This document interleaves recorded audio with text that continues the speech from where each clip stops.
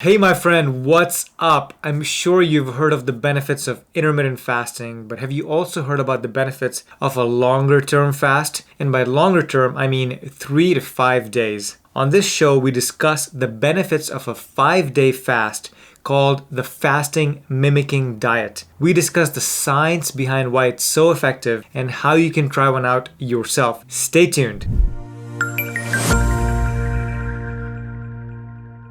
If you're enjoying the show, please make sure to hit the subscribe button down below so you can get notified when we release new episodes. Our goal is to bring you actionable tips that you can use to look and feel younger and even reverse your aging. With that said, let's get right into it. Hello, my friend, and welcome back to the Anti-Aging Hacks podcast. Today, my guest is Dr. Joseph Antoun, who's the CEO and chairman of the Board of L-Nutra, a unique Nutri-tech company leading the food as medicine movement by applying cutting-edge science to nutrition research, first, to uncover what humans should eat to live healthier longer, and second, to help patients achieve better health outcomes. All of those sound great to me. Dr. Antoun's passion is to enhance human longevity by nurturing a true healthcare system alongside the current sick care system.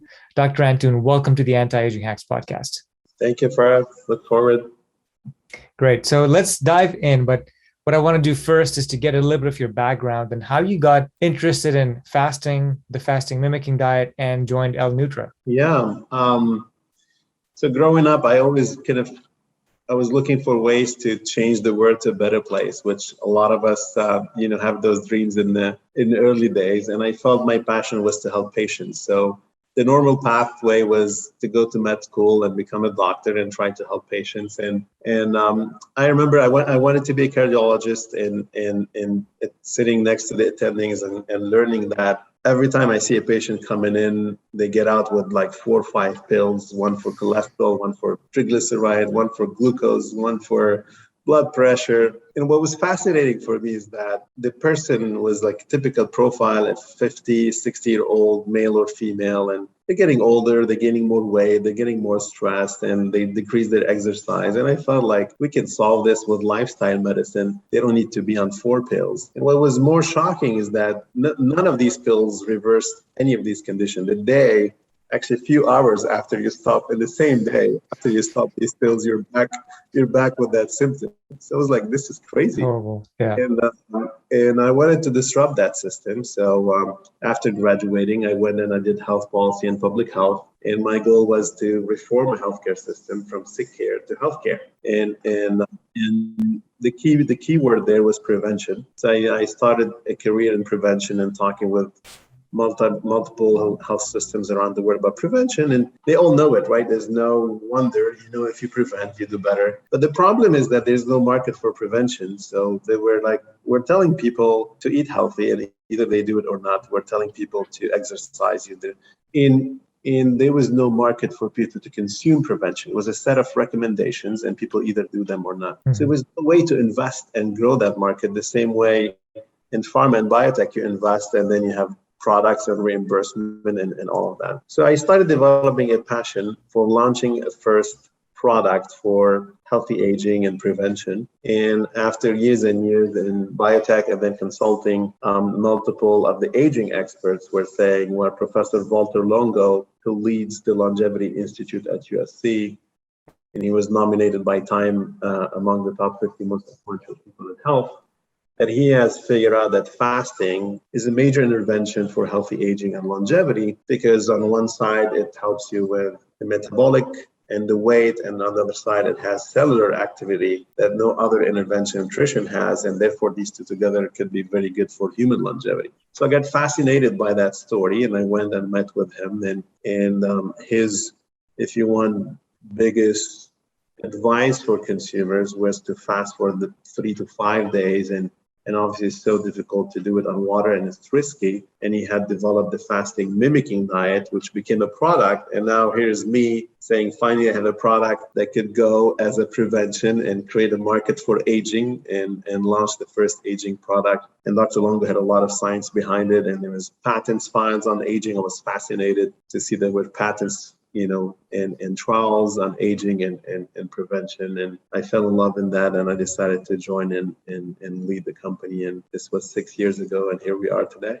Oh, that's great. I read Dr. Longo's book I believe it was early 2019, if I can, Longevity diet book. yeah, the longevity diet.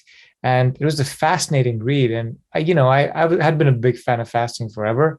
I just didn't know all the health benefits, right? And we're so glad to live in a world where now fasting is cool, where not eating or not consuming or not buying stuff is getting cool again. So I'm happy to be there. But in terms of fasting, there's so many benefits, and we'll touch on all of these. I'm sure you touched on a couple.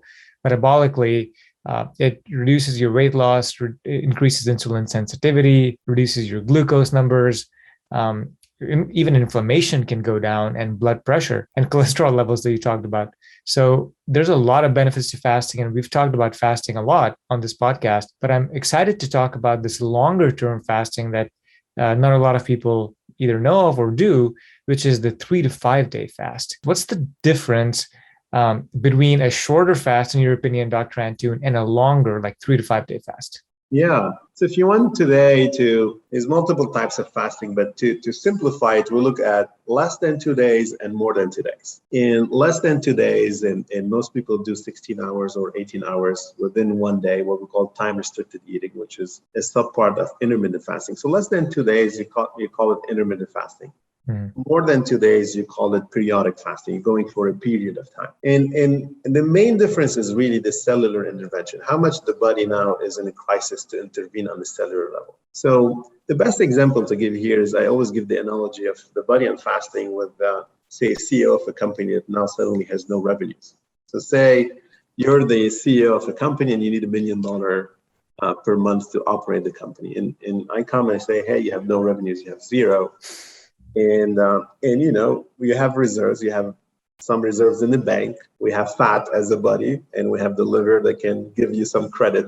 And with the is you have a creditor and you have a banker that can help you. And the same thing, the CEO has a company, and suddenly you tell him, and by the way, this is why fasting is completely different than weight loss diets. So why suddenly fasting became so famous? It's the number one diet in the US today. 12% of adults practice fasting somehow. And why it's different from any low-calorie diet? Because go back to that CEO example, he needs $1 million. If you give him 950,000 or 900,000, like every low-calorie diet, you go a little bit below.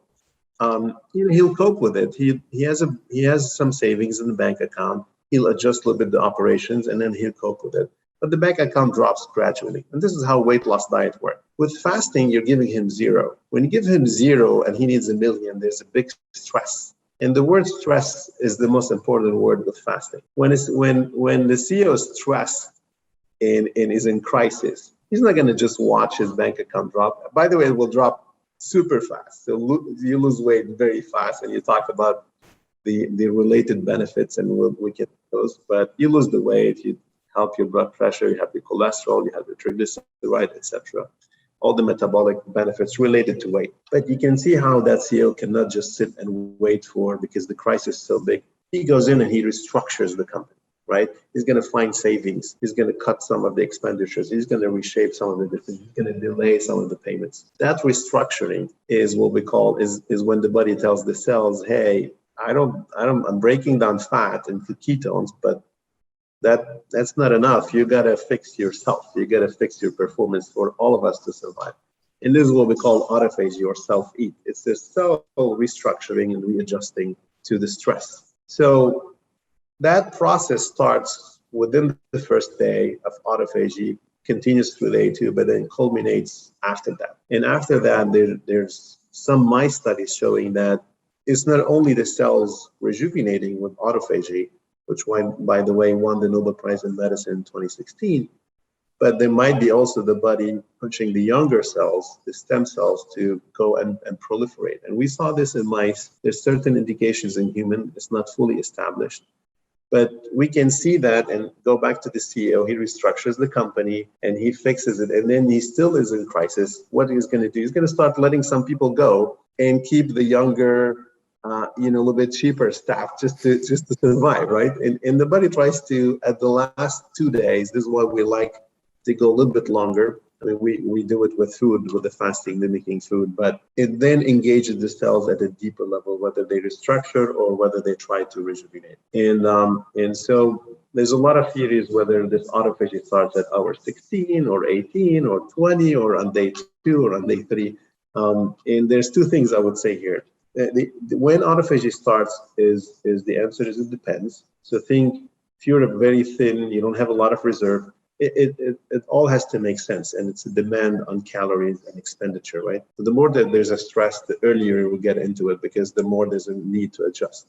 So if you're super thin, you don't have a lot of reserves in your liver and your fat and glycogen in the muscle, and you're exercising that morning as well on top of that, so you're increasing your expenditure, you can start into getting into autophagy maybe at hour 14, 16, or you get into it early, a little bit earlier. If you otherwise have a lot of reserves, you have slow metabolism as well, and you're not going to exercise that day, probably it's going to take you longer. You're going to cross day 1 and sometimes well into day 2 until it starts, right?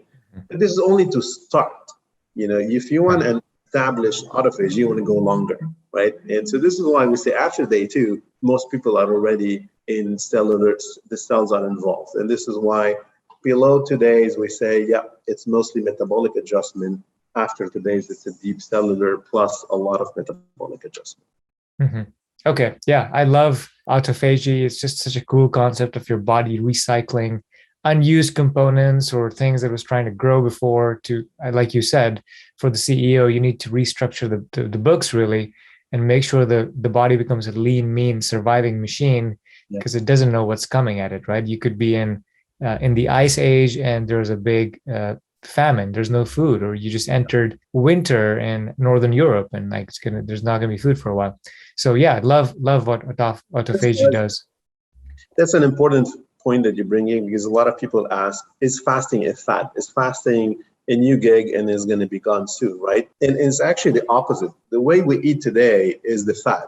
We overeat, and all these theories that come like, you got to be on keto every day. You got to do protein every day. You got to, these are fads because they're not natural. They're not coming from, we were tailored by nature. We were tailored by a way of living, and we lived around rivers for the longest time. We couldn't live in caves. I know a lot of people say we could sleep in caves to protect ourselves, but we cannot eat and drink in a cave setting, and we cannot be on an ocean shore because you cannot drink that water, and there was no green and fruits and vegetables. They don't grow in the ocean. It's the rivers gave you the water that you can drink, and it was all green around the rivers. And we were eating a plant-based diet, and we were fishing when there was a fish. And then we migrate, like you said. And sometimes there's famine, sometimes there's drought, so the body was used to at least overnight sleep. There was no electricity, there's no Uber Eats, there's no refrigeration. So we were definitely sleeping, getting that 12 hours, which is what we recommend. Most scientists would agree that you need to fast maybe 10 to 14 hours.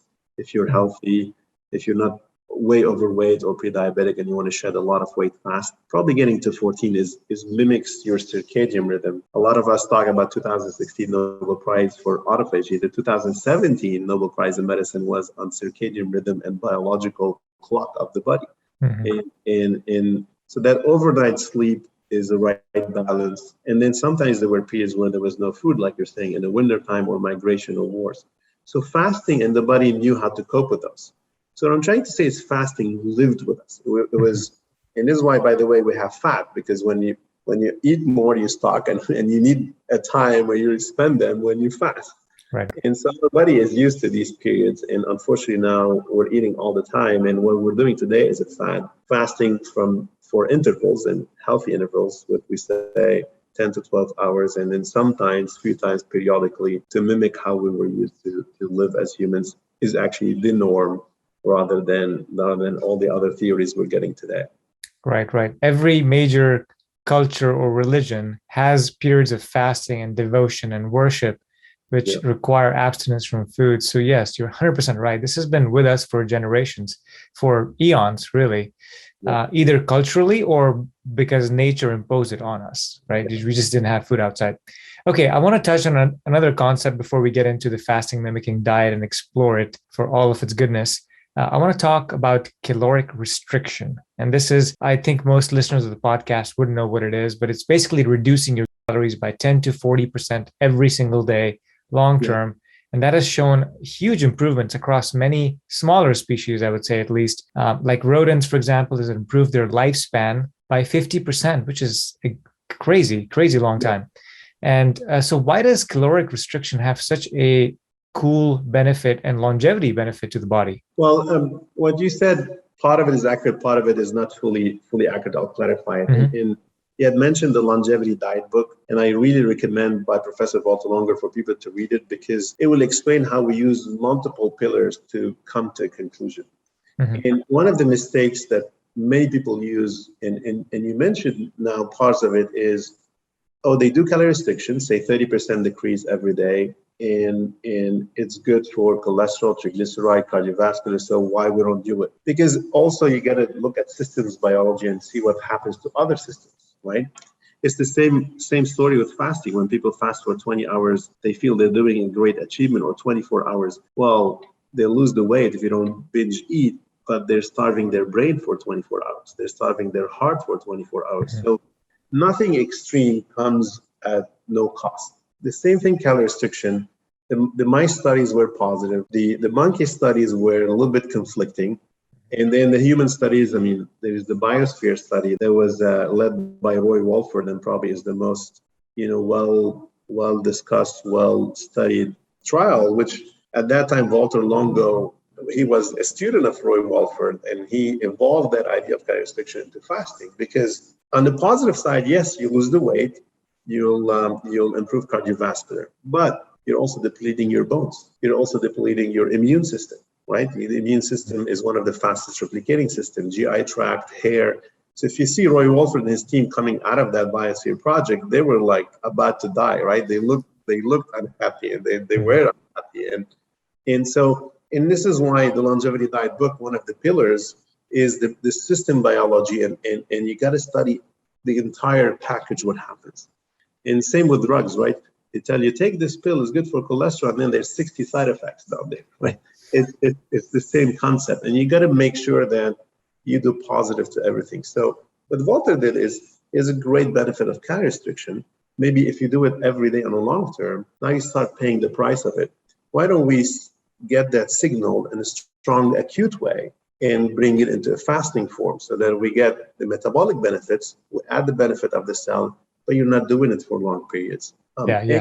Any regimen that goes out of homeostasis and out of the symphony of the body is going to deviate the body into a stressful format, whether you're doing stress exercise every 2 hours, or whether you fast longer terms, or whether we're not meant to do that all the time. We're meant to get some stresses so that we respond and adjust when our body is spoiled. And that's actually the remedy that we took versus going for a long-term calorie restriction just because of the other side effects. Yeah, no, I agree. That was the second point I was going to raise with you, is that, and you clarified it, thank you for that, is for smaller rodents, it seemed to work, but they live small lives, and we don't know how miserable they are while they're doing it. But on the rhesus monkeys, there was 2 studies that were done, one by the NIA, National Institute on Aging, and other one by the University of Wisconsin. Yes. One of them showed enhanced longevity, but the other one did not.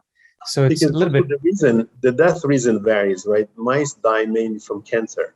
Mm-hmm. And that's not our number one reason. So again, calorie restriction, depending on the species, could benefit more than the side effects. But in humans, the biosphere was a little bit clear that obviously, if you tell me, hey, on the short term, should I do calorie restriction?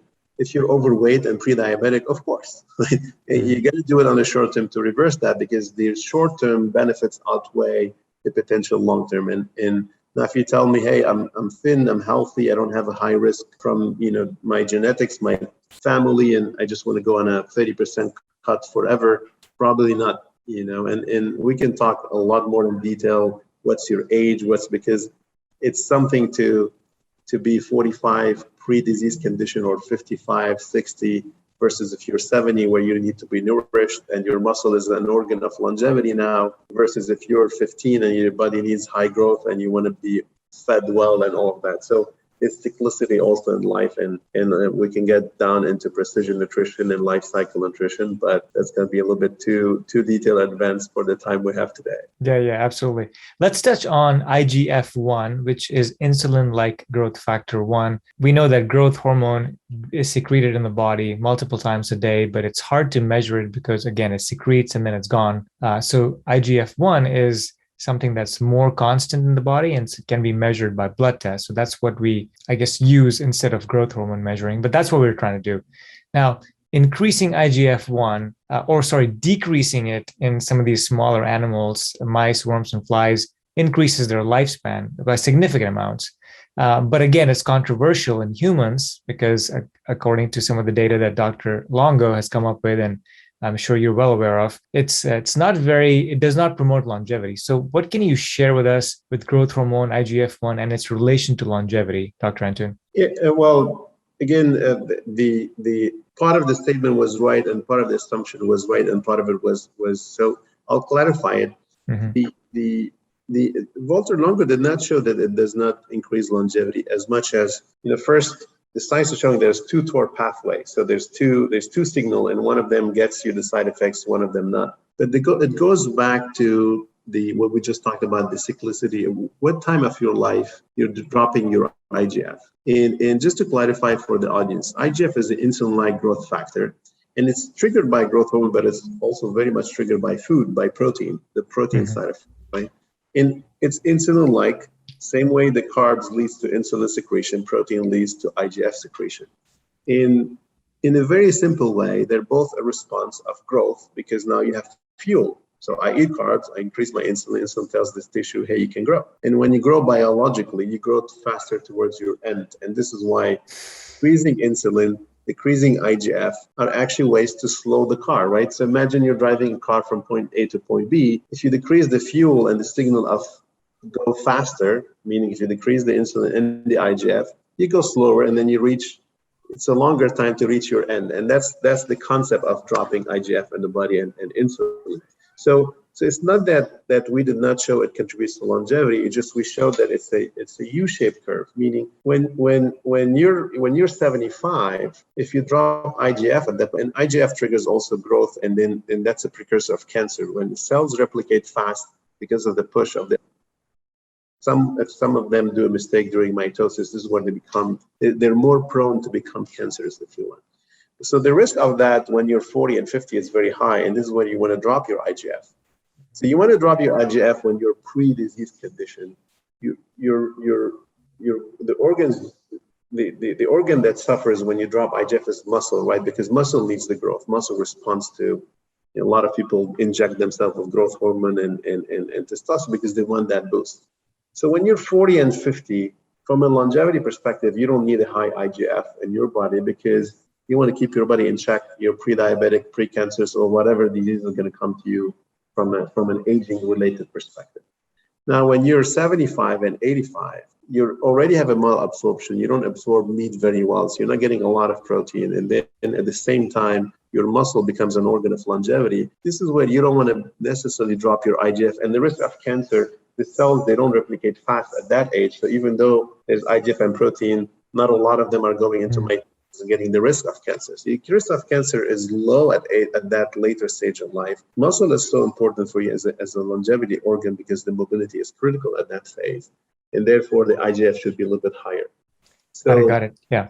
So on an average statement, yeah, IGF is a controversial story, but when you're very young, below age 18, you want a high IGF to grow because your body is growing, then you want a little bit maybe drop it, and then you want to increase it at the end of time. Mm-hmm. So is there a particular age? I know the Dr. Longo also talks about protein intake, right? Of how protein can trigger the growth pathways in the body, but at a certain point, you want more protein because your body is not making enough or absorbing enough, or your pathways aren't running amok, right? Okay, so at what age is that, Dr. Antoun? Are we talking 65, 70, 75?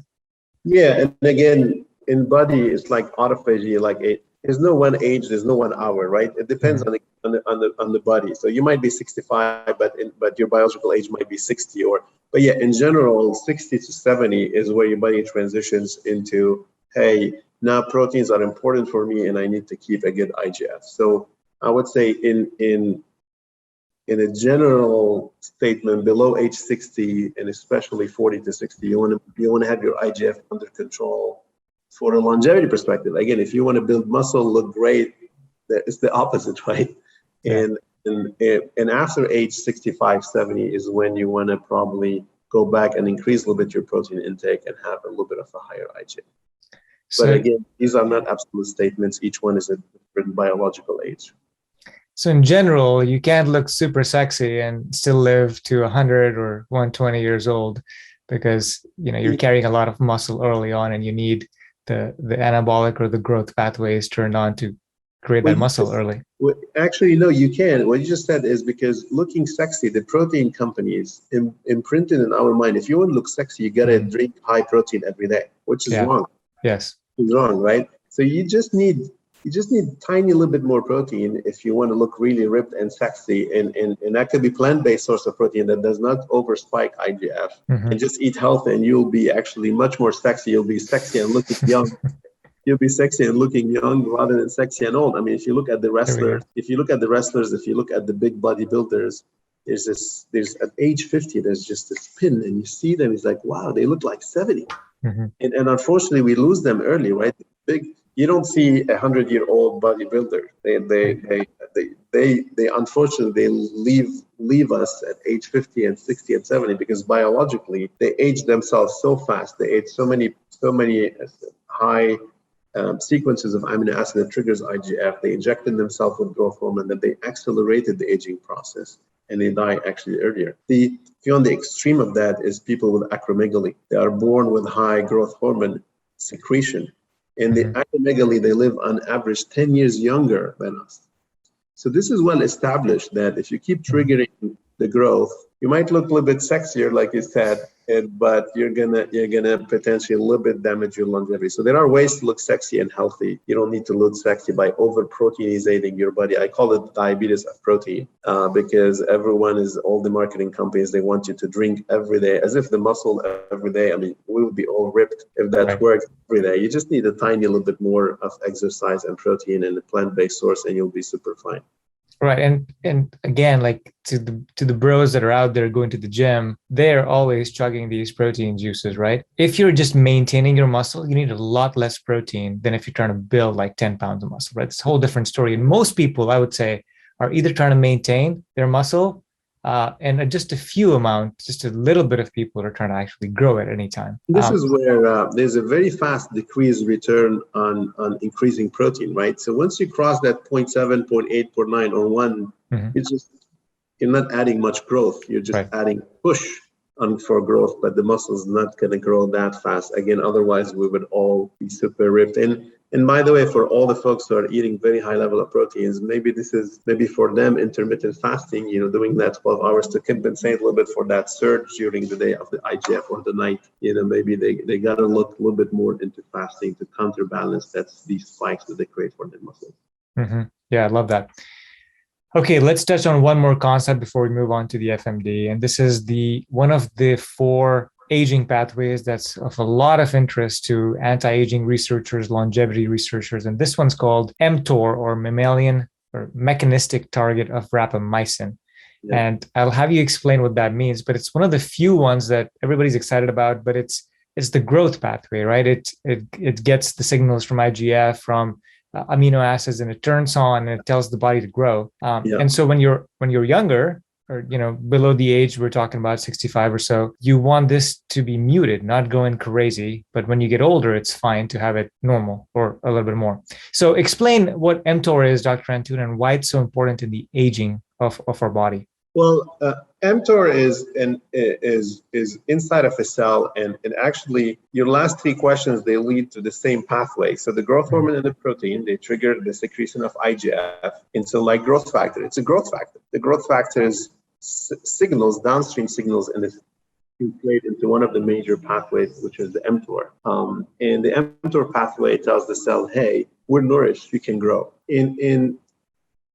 What people need to understand is that when you say grow on a cell, it's age. This is where I think the mismatch, right? And in because we don't grow tri-dimensionally. We born and we go to our end. Right. And go, it means go faster. And you go faster, we go faster to our end. Mm-hmm. So so the TOR pathway is one of the big signals of growth. And there's a lot of impact on the growth pathway, and there's a lot of downstream from the growth pathway. And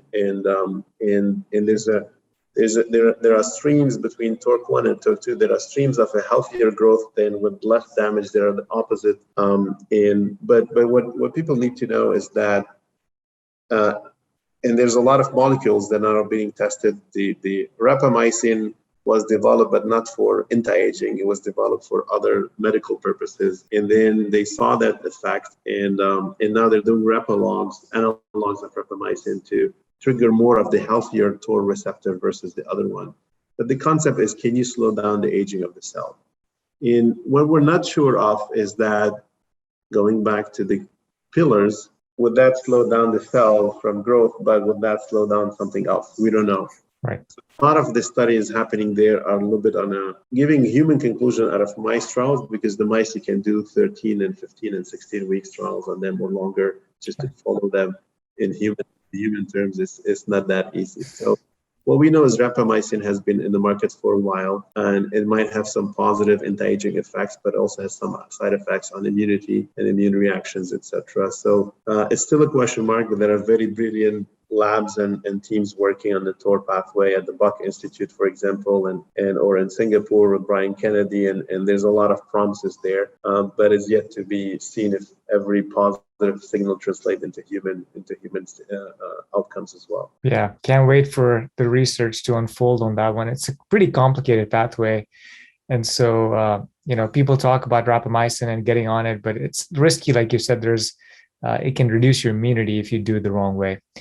So let's touch on the FMD itself, Dr. Antoun. There's obviously a pure 5-day water-only fast that people can do, right? But Dr. Longo and the team, including yourself, is doing the 5-day fasting mimicking diet, which includes a little bit of food, a little bit of calories to go along with the 5 days. So explain the rationale behind including some calories and even vitamins and minerals, and how that's better than just a 5-day water-only fast. Yeah. So you mentioned the acronym FMD, which is the fasting mimicking diet. And so this all comes from the studies of fasting by Professor Valter Longo. And he started doing these trials 20 years ago. And when he showed the impact, he was a water fasting, expert. He's one of the leaders of bringing back fasting to the world. And I think Time Magazine nominated him among the top 50 most influential people in health for bringing back fasting to the world. Mm-hmm. So he was a pure faster. He was a pure water fasting researcher. And then when he went into human trials and people couldn't fast for 4 or 5 days, it was just not feasible. And it wasn't healthy even. There's a risk of collapsing. There's a risk of low blood pressure and low glucose in the blood. And if you're in the heat or you want to exercise, so it wasn't practical, and the clinical trials were not advancing. And this is where he started thinking, going back to the CEO example that needs $1 million, right? If you give him $0, he cannot even maintain paying salaries. He cannot even maintain operations. He cannot even produce products to sell them and survive the next month. So Professor Longo, and here a big thank you for the National Institute of Health, who started also granting him money to keep the fasting research, but then do it in a way that people feel safe and compliant doing it. And they said, okay, can we devise a food, since Valter is a big expert into how the cell processes nutrition, the TOR pathway, the PKA, the RAF pathway. Can you devise a special formulation that does not over-trigger these signals, that does not spike IGF and the TOR pathway, that does not spike insulin reaction, but while also feeding the body? Can you nourish that body? Can you do fasting by nourishment rather than by starvation? And it's like coming to that CEO and telling him, hey, it's not like you have $0. I'll give you $400,000 out of the million. So he still feels the stress of 600,000, and he will go and it's a big stress. He's going to still restructure, but now at least he has means to restructure. He can still order his supply, sell his product, keep his biggest talent well paid, and retain them. So you can see how with the fasting mimicking diet, at least now the body is getting some nutrients, macro and micro, in order to keep a healthy operation while keeping the stress of fasting on the cells. So we call it, we moved the science of fasting from no food to physiological fasting, when meaning there is some food, but it's not enough for the cells to recognize it and they still get into rejuvenation. So that was the secret behind the invention. And it was obviously a big oxymoron. Fasting, mimicking diet is fasting with food. So in won multiple patents. We have actually over 210 filed patents globally, and now we're testing it on so many, potential benefits that we're pretty excited about, and hopefully a lot of good news will come out of those. Yeah, I'm excited to hear where this goes. First of all, I love fasting, and I've done the fasting mimicking diet multiple times. And the first time I did it, I even with all the food, I was pretty hungry, really hungry by the end of day 3, as I assume a lot of people are. But on day 4, you come out of it and you feel rejuvenated. You feel a burst of energy. You feel like you can go work out, which again, I got an email from L-Nutra saying, please don't go work out. You may feel like it. It was very appropriate because I wanted to go take a hike. Or go for a hike. So yeah, it's totally doable for most people, and I think that's the beauty of it, right? Is you're not leaving them to fend for themselves in their apartment by themselves with no food for 5 days. Yeah. That could get risky for a lot of people, especially. We have between 91 to 95% compliance rate on the food, but the first time, like you said, I always say it's like going the first time to the gym. The next day you feel the pain because it's the first time. Then you go the next time and you don't feel that. It's for 99% of people when they do the fasting mimicking diet, the prolonged fasting mimicking diet, the body is for the first time in their history switching into ketone. The body is moving from consuming glucose to getting into ketosis, and it's like going the first time to the gym or playing a 5 hour of basketball when you haven't played for forever, so the first time the body got to be trained to switch from what it's used to do and to do ketosis and for the cells to rejuvenate. And once you have that elasticity into you, when you repeat it, it's a much easier experience. What you're saying is exactly correct, because when I did it, I think it was 2018 or 2019, I forget, the first time. And I hadn't done a bunch of ketosis or getting into ketosis or the ketogenic diet at that time. And then I've obviously experimented and done a bunch of that. So the times after that, when I did the fasting mimicking diet, it felt like I wasn't hungry anymore, as hungry as the first time. The first time, I think I was licking the bowl for the soup. I'm like, give me the rest of the soup. But the second time, it didn't even matter, and the third time got even easier. So let me ask you a couple questions. First of all, in terms of packaging and everything that comes in the mail, for folks that are listening, it's super easy. Like, you get all the days split up into tiny little boxes. It comes in a bigger box. Everything's included. So everything you need to eat is in there in the box, with the exception of water, that of course you can drink more of that. And you just take those day 1, day 2, day 3, day 4, and day 5. And day 1 has a little bit more calories because I would assume you're easing people into the fast, Dr. Antoun. And then day 2 to 5 is like where it hits you hard, correct? You got it right, Faraz. Okay. Awesome. And then I want to ask you about a couple of things that's included in the packaging. There's a lot of herbal teas, and I appreciate that because it feels like you're doing something. You're not just, wasting away. So it feels good. But is it contraindicated? Do you not want people to be drinking black coffee in the morning? It's not contraindicated. We say you can get up to one cup of coffee. In the early days, we said it was don't do it because we didn't have any testing. Now we did test the coffee and the morning bar, the fast bar. We did test them together, and you still mimic fasting. So now we can definitely assert that you can do a black coffee in the morning, and we're based on science. They probably not going to find any other company that's going to put science first for years and years and years before we say something. So it was an easy question. A lot of people asked us, but now we have tested the fast bar with black coffee. We measured ketones the next day. We measured glucose, and you can do up to 1 cup of coffee. But why is that so? Because coffee has caffeine. Caffeine triggers the food signals in the GI system and the parasympathetic nerve system. And we were just concerned if it gives enough signal to the brain that we're happy there's food.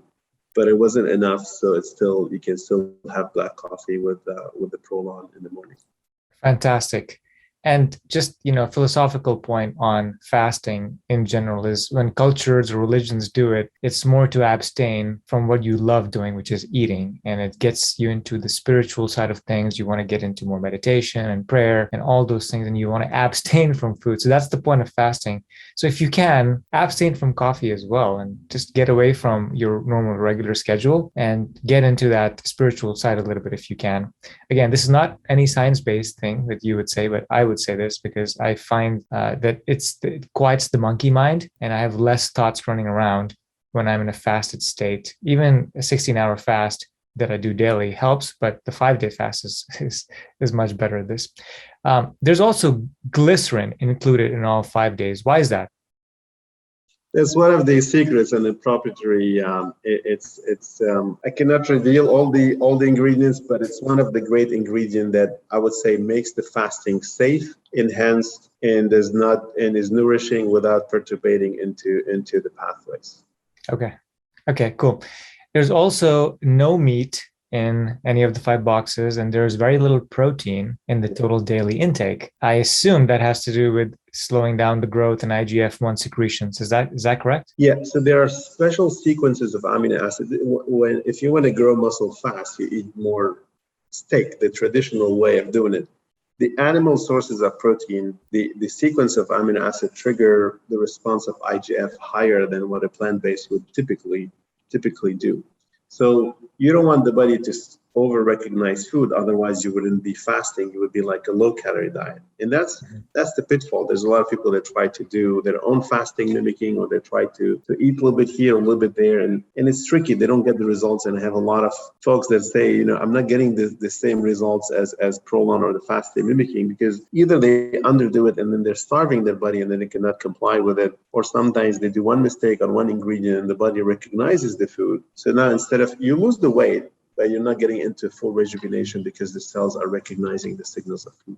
So it's very delicate. We go and we study, and again, this is 15, 20 years of trials and now tens of millions of dollars. We look at every sequence of amino acid, the type of carbs, the type of fat, which part of the day. In the morning, you have different secretions of cortisol and insulin, and the sensitivity is different than when you're walking during the day in the afternoon. And so we study all this.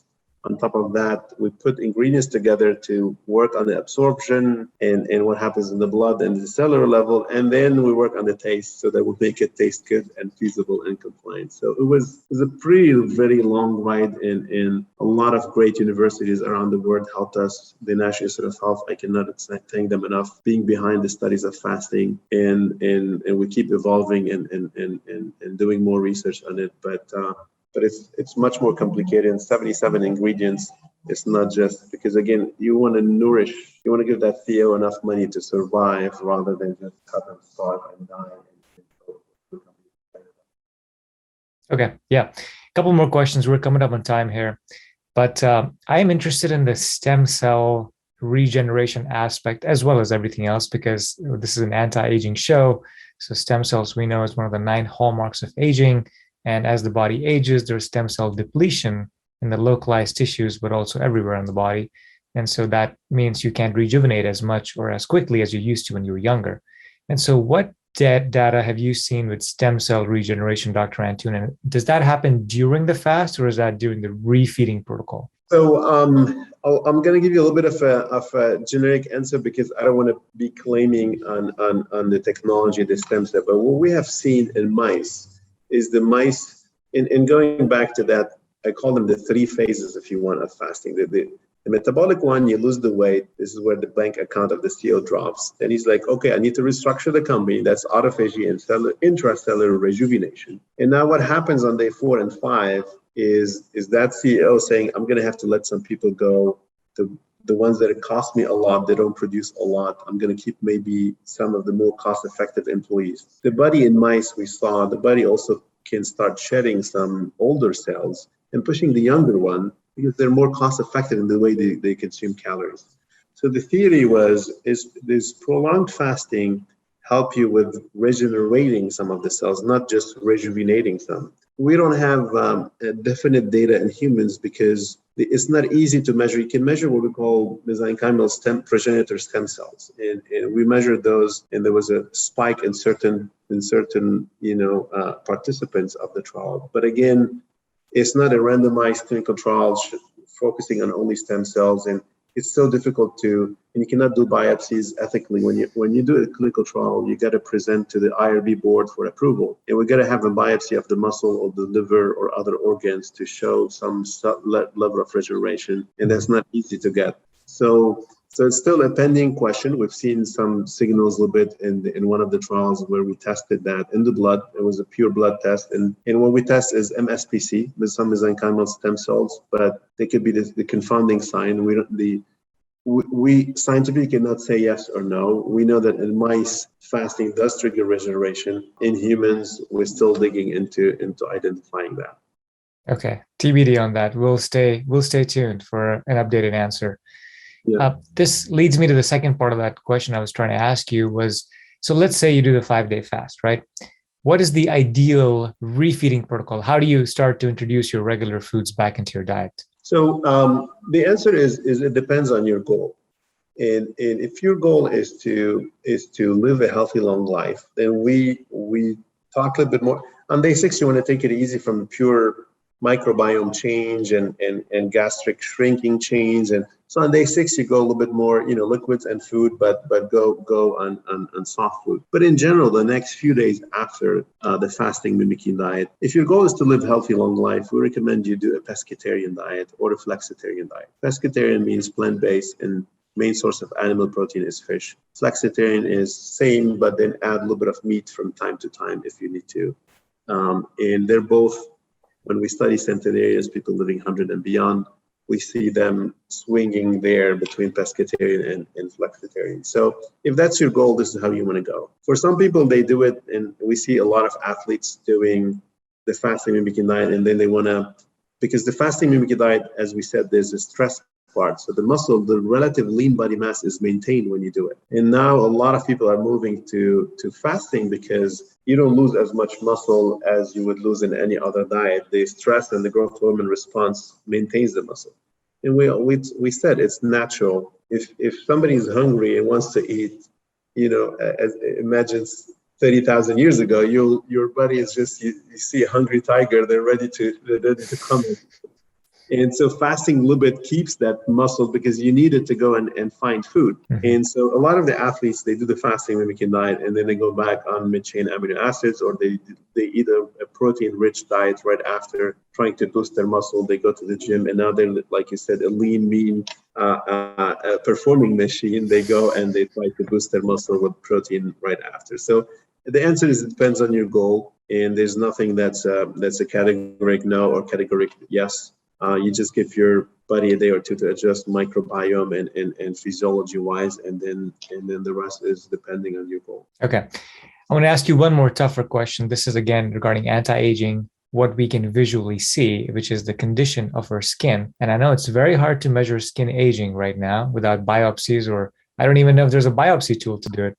But I've seen my skin get rejuvenated every time I do bouts of fasting, periodic fasting, longer than 3 to 4 days. I assume you get this anecdotal data from others as well, but are there any metrics of any kind with skin aging and the fasting mimicking diet? We're starting a pure skin trial actually very soon, and I will be able to. I don't want to talk about anecdotal because I will look as a claim. I'm again the CEO of a company, and I don't want to look like I'm claiming on this. But we're starting very soon. Actually, we developed the protocol, and the team is ready to go on a skin trial. But like you said, in animals, it's a different story. We see a lot of animals shedding even their entire skin, and I think in chicken farming, for example, they fast them. Once they start laying less than 4 or 5 eggs a week, they fast them, and they lay their feather and they rejuvenate, and then they produce more eggs again. And I learned that from a completely different business, but it was fascinating to learn about that. So interesting. Okay. how often should people be doing the fasting mimicking diet? And is that related to how old you are? Meaning, is it different if you're in your 50s versus if you're in your 40s versus 30s? How would you prescribe the FMD to people that are interested in anti-aging, looking their best and sexy, and living a long life? Yeah. So and the answer depends, and we're doing trials on 3 times and 4 times and 12 times, even once every month. And each one is for a different population. But I'll give you like two prototype examples. Say it's you, Faraz, and you're mid-age and you're healthy and you want to do it just for rejuvenation. You don't need to lose a lot of weight. You're not worried about high risk factors. Then you can do it as few times as just 3 times a year. I personally do it once every quarter. So every 3-4 months, I do one cycle, and I do the fast bar for intermittent fasting in between. And so that's actually enough from that perspective. Now, if you want to lose some weight or you have a health goal, health objective in mind, then we recommend you do it 3 or 4 times in a row. That's once a month. So you do 5 days, and then 25 days, you go back to your life, second month, third month, fourth month. And then once you reach that objective, you can maintain once every quarter. So for many, they do it 3 times in a row or 4 times, and then once every quarter, just to get the objective, whether it's weight or healthy aging or other objectives that they have in mind. Okay, got it. And like we touched on earlier in the beginning of the podcast, there's a lot of markers, metabolic markers, as you mentioned as well, that this can affect in a positive manner. So get a test done, do the FMD multiple times, and then get a test done again to see how far you've come. And then you can go into maybe what you're describing as a maintenance protocol that you do 3 or 4 times a year. Yeah, I mean, if from a business standpoint, if we recommend that, it's like we're saying, do it to treat a condition or so. I would leave it up to the doctors. If somebody wants to measure before and after, and if they're doing it for any health objective or purpose, definitely work with the doctor. If you're above age 70 or if you have a chronic health condition, we definitely say, hey, talk to your doctor first. Let him review if you're eligible for the fasting mimicking diet for the objective you're thinking about, or he may have his own objective in mind, and let him be your supervisor and work with you on it. Okay, we're definitely up on time, Dr. Antoun, but I have one last question for you, and we can make this quick. What are your top, a couple of other tips for the audience? You're in the longevity field. What do you like to do, or what can you recommend to people? The top 2 tips is, to me at least, is don't snack late at night. I think late night spike in insulin and IGF when you're sleeping, so you're not spending the calories, is probably very damaging. But the second one is about lifestyle, is about receiving and giving love and having good circle of social capital. There are 5 ways to enhance longevity. There's nutrition, there's exercise, there's stress, there's sleep, and then giving and feeling loved and giving love and having a very healthy social capital. And I think the top 2 could be between nutrition and the social capital. So it's all around the purposeful life and mindfulness and getting loved and giving love. Is that happiness, that sense of happiness relaxes the body and keeps the body in an optimal homeostatic state. So I definitely recommend that as well. Fantastic. Thank you for your awesome tips. Where can people find you online and get more information about L-Nutra? L-Nutra is the website, and L is for longevity through nutrition. This is why it's L-Nutra.com, and they can read our science there. They can see our mission and vision and who we are as a team and what we're trying to do. And if they want to read more about the fasting mimicking diet, they can research specifically the fasting mimicking diet. We have many outlets and explanation about it, and it's been a good 5 years now in the market, and a lot of feedback, and a lot of people tried it and give their opinion about it, and we're very proud of that. Yeah, that's great. Thank you so much, Dr. Antoun, for coming on the Anti-Aging Hack Show. Folks, if you're interested in the fasting mimicking diet, you should definitely go to l-nutra.com and check it out. So thanks again, and hope to talk to you soon. Thank you, Faraz. Have a good one.